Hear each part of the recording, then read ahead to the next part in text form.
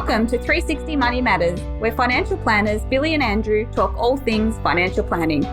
This podcast aims to increase your knowledge and confidence with all things money. Each week, they will cover topics like wealth creation strategies, investment principles, creating passive income, paying off your debt faster, and much, much more, so you can live a life on your terms without limits. All right, Andrew, we are back again. Welcome. Yes, back again for another podcast. Exciting. So today we're talking about identifying and maximising your surplus, the second step in our 6-step process. Yeah, this is a really important one and probably the most important out of, I don't want to pick favourites like picking your favourite child, but one of the most important steps is there's no surplus, then nothing else can happen. Yeah, 100%. This is crucial. If you get this part right, this actually sets the foundation up to be able to reach your financial goals and really set you up for a life of financial freedom. So if you nail this one, you're definitely on your path to that financial freedom. If you don't get this right, you're always going to struggle. That's what we see time and time again. It's really imperative, and we've got some juicy stuff to cover. We might kick it off with the budget. Yeah, well, hopefully by this stage, you've already done your budget. You've already done step one. You know your current financial position, and whether you've sort of done that with any of the free online tools, whether you've done that with old school pen and paper, and whether that's in Excel spreadsheet, whatever it is, the budget should already have been done by now based on the current position. What we're talking about and what we're looking to do today is maximize that budget and get the most out of it. So just on that point with the budget, you hit a really good point there. Using pen, paper, spreadsheet, there's some really great online tools. Yeah. As well too, but the key is just do whatever works for you. It doesn't need to be War and Peace. It just needs to be as accurate and realistic as possible as well, because there's a bit of a difference. Every time I've done mine, there's the reality of the budget versus how I perceive it should be and how it should look.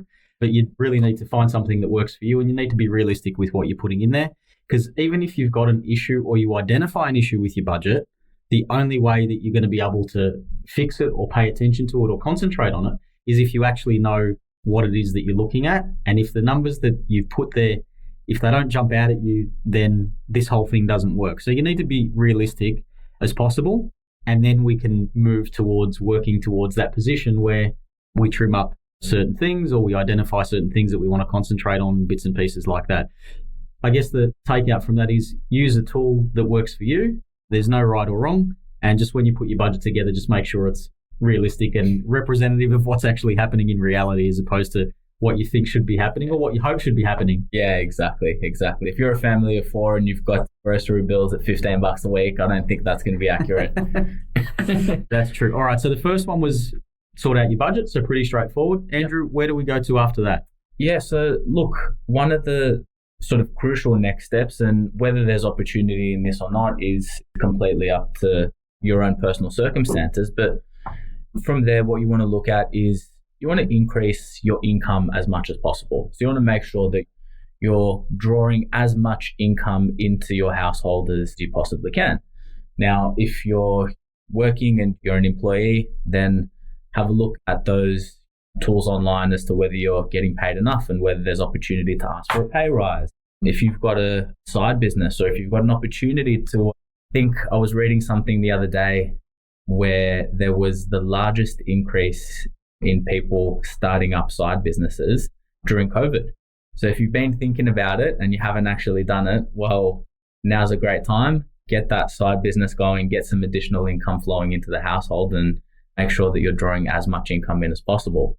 And sort of the other thing that all too often we see people kind of forget about is you're an investment property. Most people, you're buying an investment property and the purpose of it is to make money. It's not for any other reason than to sort of make sure that you're growing your assets with it. If you haven't had a rent review for a while, or if you haven't reviewed the rent that your tenants are paying, make sure that you're reviewing that. Make sure that you're getting as much out of that rental property as possible, because that's what it's there for and that's what it's designed for. Yeah, that's one that sort of goes under the radar a fair bit. We just take it for granted. If you do have an investment property, you're kind of happy that the tenant is in there paying rent every month, and it's an easy one that's missed. So you need to make sure that your rent you are charging someone is market competitive, but also with your work as well too, making sure that that's in line with the rest of the market and that's competitive in terms of the services that you're offering your employer. And yeah, definitely with the side businesses, interesting point that you mentioned about COVID. Give it a shot. You've got nothing to lose. The opportunity to be able to do stuff from home has never been greater, especially with all of the tools that we've got available from a technology perspective. Yeah, get in there, go for it and see what happens. Absolutely. So increasing income, pretty straightforward. I'd love to say it's easier said than done, but it's one of those things that it's not as easy as it is. Everybody would love to increase their income, I'm sure. So what we tend to pay a lot more attention to is the next part of the process, which is actually looking at examining the expenses and seeing what we can do from an expense perspective. Yeah, absolutely. I mean, have a look at, once you've put that budget together, have a look at where are you overspending? Are you eating out 3 times a week when really you should be eating out 2? Or that second coffee every day is approximately, and we just put some rough numbers together, is $1,500 a year. Like, for a second coffee, is it worth it? Do you just go for an instant coffee in the office, or do you put that towards an annual holiday? But make sure that you're got a keen eye over your expenses and you're looking to minimize those expenses as much as possible. Yeah, absolutely. That's an interesting one about the coffee. I mean, being in Melbourne, we all love coffee, and definitely that second coffee, you put a price on that. If you're getting a second cup of coffee every day at $4, it's roughly $1,500 a year. You're right, there's an annual holiday. Yeah. Ordinarily, you wouldn't have that money available to be able to spend on that, but is that something that you'd be prepared to sacrifice in order to pay for a holiday rather than needing to find another $1,500 somewhere else? So yeah, small changes like that can make a substantial difference. And that kind of brings me on to when we think about our budget and managing and cutting our expenses, being realistic around these small changes, like that second cup of coffee every day, versus these massive changes that are going to be absolutely life-changing. And it's really difficult to think about and digest those things. So I think start with the small changes. And if you get those right, you get a little bit of momentum. They can tend to go a long way, like the example that we just used before. But these small changes versus the drastic changes is really the way to do it. And you're looking for the small wins here and there across your budget and across your expenses. Yeah, absolutely. And make sure that you're just reviewing things on a regular basis. I mean, if you've got private health insurance or if you've got your car insurance, make sure that you're looking at, is it market competitive? Have I just not looked at it for 3 years and the premiums have creeped up and all of a sudden I'm paying way more than I should be? Look for as many of those wins as possible as you can in your budget. Those ones tend to creep up. You're absolutely right, especially with the insurances or those things that are annual bills that come along. Those things that you don't want to look at. It's pretty, and they're pretty expensive as well too, but they tend to move quite handsomely. Every time there's a renewal notice, the percentage increase is absolute ridiculous in most cases. So take that as an opportunity to be able to review those and go to market as well too. There's so many free online comparison tools. If you get that right, you can keep your expenses, I think, year in, year out with those big bills, subject to a few things like your registration and stuff. We can't do much about that.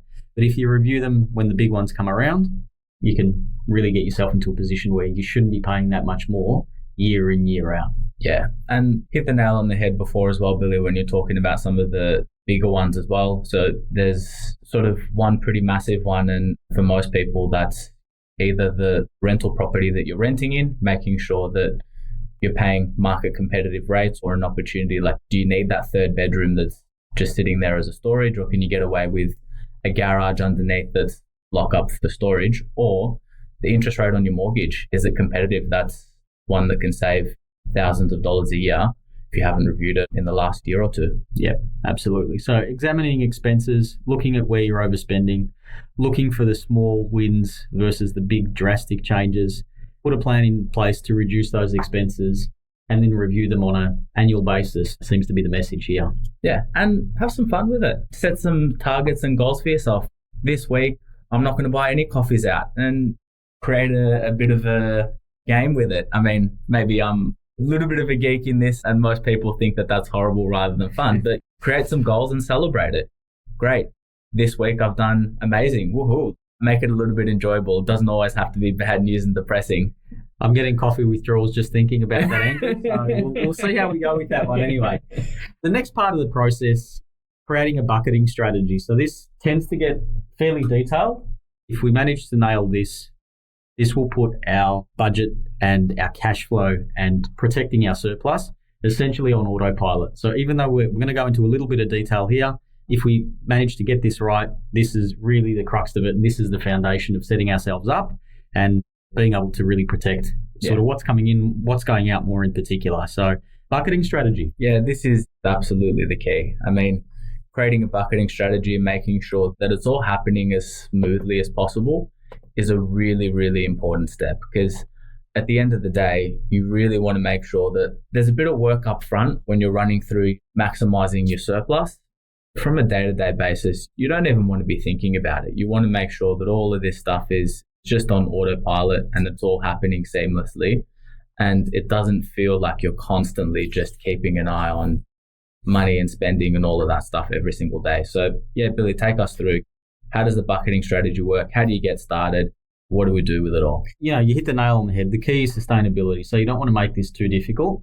You want to make it as easy as possible, because managing money shouldn't be difficult, but can be.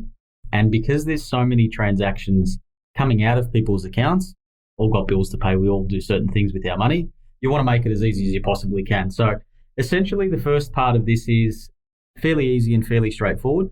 Every source of income that you've got goes into one account. Pretty straightforward. That's just so from a maintenance perspective, you know what's coming in and you know what your total income is. So we go back to the different income streams that we were talking about before. Whatever they are, they all go into the one account.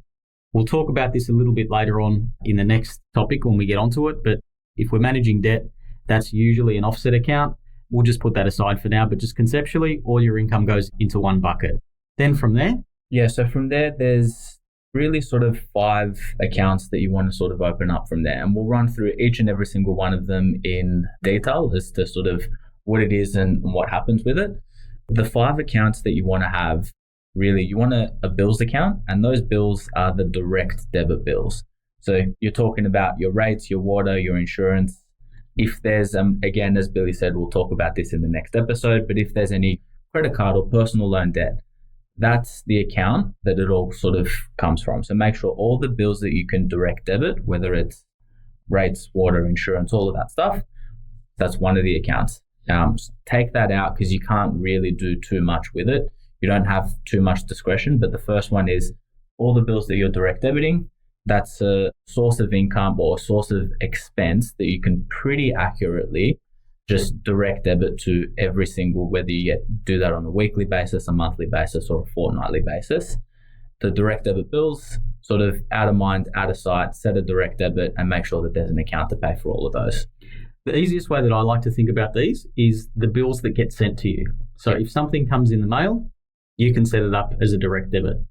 If something gets emailed to you, if you're electronic, you can set it up as that. So from the easiest way to think about it from my end, I think is the bills that get sent to you, sit in that category and sit in that bucket. Set those up as a direct debit, set and forget. You manage to review those when you do your budget, but you also review them to make sure that you're not overpaying when you do your annual review with all of your expenses anyway. So even though it is set and forget, from a simplicity perspective, it is something that you're going to make sure that we're doubling back on every year just to make sure that it's still competitive in terms of what you're paying for what you're getting in the market. Then we move on to the next bucket. Yeah, so the next bucket are those bills that you can't actually direct debit. So these are the bills that you're pretty much paying for either with your savings card, or whether it's from a credit card, whatever it is. These are the bills that you're paying for at point of sale. So really, you're talking about the petrol, the grocery expenses, the taking your car to the mechanic expenses. So all of those bills that you can't set up via direct debit, that don't get sent to you, you're paying for in a separate account. And that's the bills at point of sale account. I think we've got to come up with a better name for that. But No, you're absolutely right. But I think that captures it. The bills or the expenses that you have to pay for in person when you're there. Pretty straightforward. That seems to be the easiest way. But yeah, I think you're right, Andrew. I think we do need a better name for it. But that's the way that I differentiate between those two categories, is the expenses or the bills that get sent to you was the first one. And then the ones that don't are the ones that you pay for at that point of sale. So they're the two between those ones. And I imagine that that's pretty straightforward. And then we've got a third bucket. Yeah, so the third bucket is the exciting stuff. This is the fun account.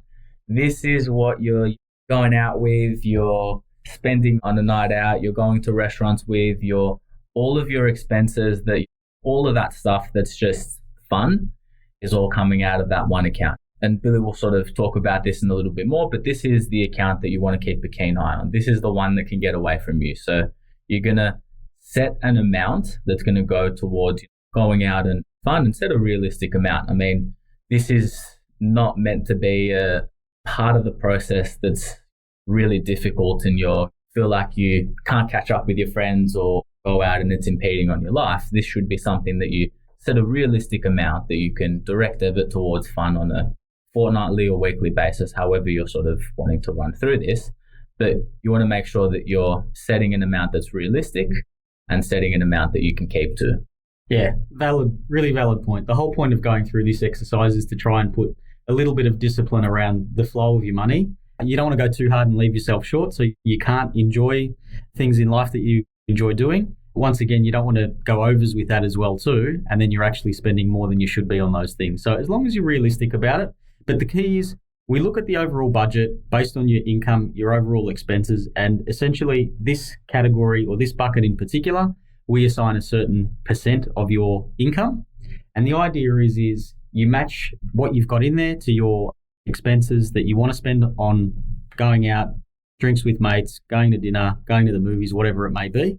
And the idea is that at the end of each pay cycle, if that account is empty or depleted, then you've had your fun for that particular point in time, whether it's weekly, fortnightly, monthly, you match it to your payroll cycle or your income cycle. And if you end up depleting that account early, then that's it. You've had your fun for that particular period in time and you're basically stuck at home not doing anything else. But you don't want to go too conservative with this and you don't want to go overs as well. You just want to be realistic because you do want to have a life and you do want to be able to have some fun. So I think that's the message out of the back of that. Yeah, this is all about making your life easier. This is all about making sure that you don't have to constantly think about money rather than sort of the other way around. So this is set the direct debit towards all of the things that you want to do and sort of focus all of your attention on one thing. Like your bills are things that you can look at, but you're not going to look at on a weekly or regular basis. So the one account out of all of this that you're going to have to keep an eye on, instead of having to think about every single time you get paid, you're thinking about bills, you're thinking about savings, you're thinking about going out, you're thinking about all of those things. What this strategy should do is focus all of your time, all of your attention on the fun expense side of things. So all that you're looking at on a regular basis is making sure that you're not overspending here. Everything else will happen automatically. If you set it up correctly and you do overspend, then there's no money in the account. The discipline around this is not to take anything out of another account. If you set it correctly and you don't touch it, then go for your life. And if you run short by 3 days, then so be it. But the key is exactly that. Don't take money out of a different account because then it'll cause all sorts of issues and throw everything into chaos. And the first time that you do it, it breaks that mental barrier and it becomes easier and easier to do it every time. So making sure that you don't take money out of the accounts, not even once, is imperative to all of this. But yeah, the next part of this and the next account, Billy, what's that? So I think this is the one that we like to pay the most amount of attention on. And if we manage to get this right, as in the discipline with this system, this one is the one that I find resonates with most people. Although it's been a little bit challenging of late just because of what's going on in the world and stuff, but it's actually having a separate account to put money in towards a holiday. Yeah. And that holiday is different for different people. The amount of money that goes in there is going to be different for different people, and there's no right or wrong. But what we find is that it's usually something in the medium term that you're putting money towards. So the reason why we do this is you don't go through your year and get to the end of the year or whatever your time frame is, and then turn around and say, geez, it's been a big year. I need to go on a holiday, or I want to go on a holiday. I've got to recharge the batteries, or I want to chase the sun because it's too cold where I am, or whatever it may be. And then you get to that stage, you're exhausted, you're tired, you go, I need to do this, but I don't have the money to do it. So what happens? Put it on your credit card, take some consumer debt, and before you know it, you're on that rat race again and you're chasing your tail. So what we do is we like to plan for these events, and we put a certain amount in based off our income and expenses and the budget that we've created. We put a certain percentage of income into a holiday bucket So we know that that's building up, like I said, week in, week out, fortnight in, fortnight out, depending on what your cycle is. And you can see that growing. And depending on where you're going with your holiday and how much you want to spend, you can actually time it. You can turn around and say, hey, it's growing by X amount of hundreds of dollars per pay cycle. I know that in 3 pay cycles or 6 pay cycles or whatever it may be, I can go on that holiday that I want. And then the great part about this, Andrew, is that you don't have to worry about where you're going to get the money to pay for it. Absolutely. I mean, really hit the nail on the head there. It's just planning for those expenses and giving you peace of mind that, yeah, I'm going to have that holiday every year and I know exactly what it's going to be and how much I'm going to need to spend on it. And you don't even have to have the holiday plan. So you don't need to say, I want to spend $10,000 a year on holidays or 5 or whatever the number is. Knowing that that account's gotten to $1,500 because I've saved the money on that second coffee. Well, all right, I can do a weekend away and take the money out of the holiday account. And every time it gets to a number that is decent enough to go on the type of holiday that you want to, you know that you can spend it. And really, it's just giving you that peace of mind that, yep, I'm gonna go on a holiday. I'm going to recharge the batteries every year. And I know that it's something that we've all been missing, just given the state of the world at the moment. So if that holiday account doesn't get depleted, well, hey, happy days. It can roll into an even bigger and better holiday once we're all out of this. It's going to be a pretty big bucket by the time we can get our hands on it and start depleting it and deploy that around the world, I think. So, but geez, what a time that's going to be. Yeah. And then that brings us to the last bucket that we talk about, our savings and investing bucket. So this is the one where, more so from a longer term wealth creation perspective, is where we're putting money aside as well too, because we don't want to use or spend everything that we're earning and everything that we're keeping. We want to keep some to put towards long-term wealth creation. So the last bucket that we talk about is the saving and the investing bucket.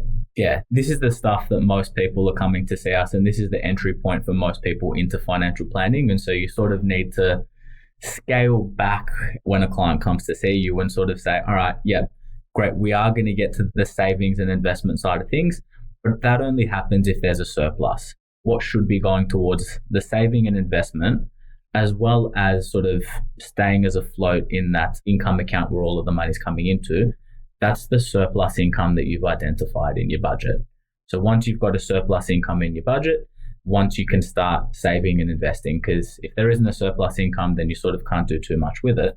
But this is the fun stuff. This is the exciting stuff. This is the money that's going towards all of those investments and all of those things that are going to improve your life in the future. So this is the real exciting and fun part of financial planning, is making sure that there's a surplus income and a regular amount that goes sort of towards the savings and investment. And we know what that's going to be. And we identify that from the budget and all of the steps that we're taking here. Yeah, so ultimately this is about identifying your income and your expenses, essentially trapping and maximising your surplus, and then using that surplus for a wealth creation purpose from an investing perspective. That's really what we're trying to achieve with this whole system here. We'll talk a little bit more about wealth creation and investing further in the podcast series, but essentially that's kind of what we're trying to achieve with this system, and we're trying to make it as easy as possible for people to get to that position and stay in that position as well too, because you can earn a significant amount of money, but if you can't control your expenditure and you can't identify and maintain a surplus, then really it makes no difference how much money you earn, because you're just on that merry-go-round, you're just on that rat race. So essentially that's what we're trying to do. And this strategy works for people on different income brackets. So it's not like this has to work or this only works if you're earning a certain amount of money. Identifying and trapping your surplus and doing something with it can work regardless of your income levels. And we're just trying to make that as seamless and as straightforward and as easy as possible. To add a little bit more complexity in this, we always hear about and we always talk about having an emergency fund as well too. Andrew, how does the emergency fund, or what is the emergency fund and how does it fit into what we're doing here? Yeah, I mean, look, life always throws us curveballs, so you're not sure exactly what's going to come up today, tomorrow, next month, or next year. So you want to make sure that there's some emergency money there for any unexpected expenses. So your car's broken down and you didn't expect that, and that's not accounted for in your budget. Anything that's happened that you haven't accounted for or that you're not expecting, you want to make sure that there's a surplus income. You want to make sure that there's an emergency account in order to be able to take advantage of those things. And where that emergency account and sort of where we see that fit in is that income account. So the amount of money that goes into that income account, so the first account where everything goes into, that should always sit at your emergency fund level. So let's say your emergency fund is, or let's say that you want to have an emergency fund of whatever, $5,000. The moment, well, that account should always sit at a minimum balance of $5,000. So you never spend any money out of that income account that's going to reduce it or deplete it beyond that level. And I mean, you can sort of take this as far as you like, or you can make this as complex as you like. You can also set an upper limit for that account. So some of the amazing things that we've seen is people have an upper limit of an amount above your emergency expenses, and now you've got some decisions to make. What do you do with that upper limit? Does that go towards the fun account? Does that go towards the holiday account? Or the things that we love to see, does that go towards your savings and investment if you're above a certain number? Yeah, absolutely, Andrew. And the key is with the emergency fund, really it is in case something does go wrong. So we're not talking huge amounts of money, but what does tend to happen is it creates that peace of mind. Yeah. So you know that if something does happen, you don't have to panic. You don't have to think, oh, geez, where am I going to get this money from? You don't have to think, I don't have any money because my hot water has blown up, so I need to borrow money from someone, or I need to put it on my credit card, or whatever it may be. So in reality, it's probably more of a peace of mind mechanism than anything, and just gives you confidence that you've got something to fall back on and not needing to chase your tail in terms of how you're going to cover it. So it's what we find is it tends to be more of a peace of mind. And in terms of getting that emergency fund, in terms of the whole process, we pay off our consumer debt first. That would be the first thing that we'd be focusing on from our perspective. Then we'd be building that emergency fund to whatever that level is, or whatever that number is for that particular scenario or for your particular circumstances. And then once we've got that emergency fund, we can then start putting money into that last bucket that we were talking about, being the savings and the investing bucket. Because there's no point in doing that unless you've got the system set up right and you've got essentially all of your bases covered. Yeah, so a bit of a high level summary. Money goes into an income account. Money goes into the account that all of your income's coming into. From there, we've got 5 buckets. So there's the bills that you're direct debiting, there's the bills of point of sale, there's the fun account, the holiday account, and then there's the saving and investment account. So all of your money should be tied up within this strategy and should give you peace of mind at the end of the day that I'm doing all of the right steps and I'm doing all of the right things in order to make sure that my money's working for me and I'm really maximising that surplus as much as possible. Pretty straightforward, Andrew. Identify the surplus, trap the surplus, and then do something with it. Absolutely. Pretty straightforward. So everyone, this is the end of this episode. We hope you got some value out of it and look forward to chatting to you next time. Yeah, hope you guys had as much fun listening to it as we did recording it. Thank you. Thanks, guys. Thanks for listening today. If you have any questions on what we talked about or would like to have a chat about your money journey, visit us at 360fs.com.au. Just a reminder to our listeners that the information contained in this podcast is general in nature and it is not intended as personal recommendations for the audience. Please consider whether the information suits your circumstances before acting on it. This information is provided by Billy Amaritis and Andrew Nicolaou of 360 Financial Strategists Proprietary Limited, authorised representatives and credit representatives of AMP Financial Planning.